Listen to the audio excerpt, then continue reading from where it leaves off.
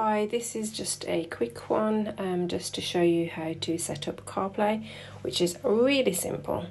All you need is a new USB sync lead if you don't have a wireless connection installed. Click on menu, then connected services. If you have an iPhone, then you'd select the Apple CarPlay option. You simply plug in your USB, plug the other end into your phone, making sure that your Bluetooth is on.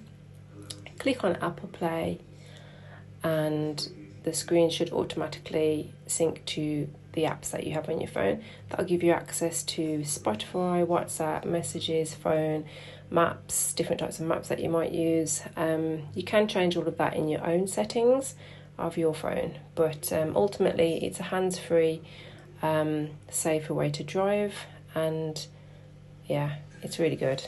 But that's my example of how to use it on my Peugeot Partner Tepee. Hope you enjoyed the video and that you found it useful. Thank you very much for watching.